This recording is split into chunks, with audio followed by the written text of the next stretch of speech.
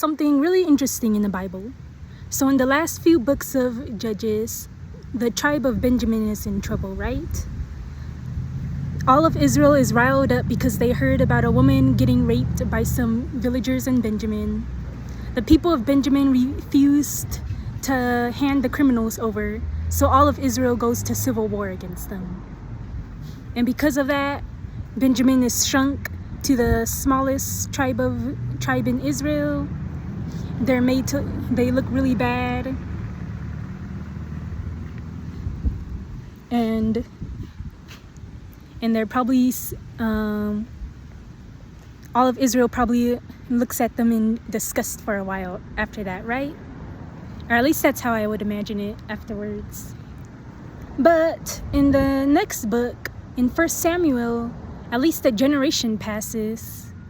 And when Israel asks God for a king, where does he get their first king from? He gets it from the tribe of Benjamin, doesn't he?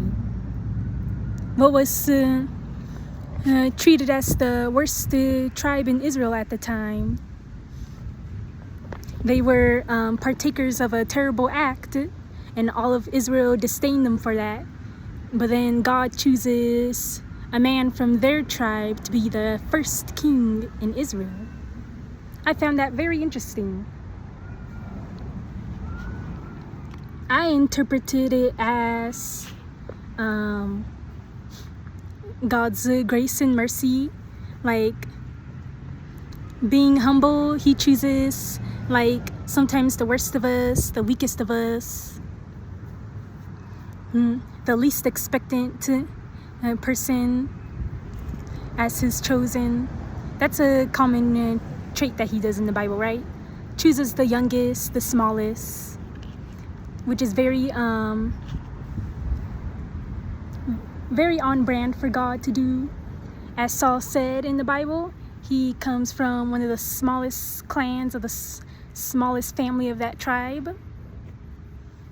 And considering how much Benjamin was shrunk during that civil war, with all their men gone, they were really the smallest tribe for a long while. It's like God is saying, like, hey, I have a purpose for you. Even though you've made the biggest sin, even though you made a big sin and everybody's looking at you aghast and horrified, you suffered the consequences or whatever, I still have a purpose for you. And God chose you to fulfill his word, be a leader.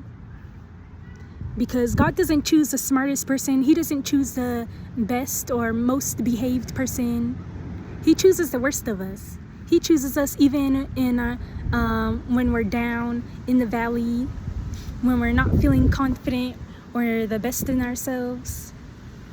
He still chooses us and loves us as we are. So that's why I took it to mean, I thought it was a very interesting series of events, very interesting coincidence that the tribe of Benjamin got in big trouble in the last chapter of the Judges, and then in the book of Samuel they're chosen for the first king. Tell me what you think down below.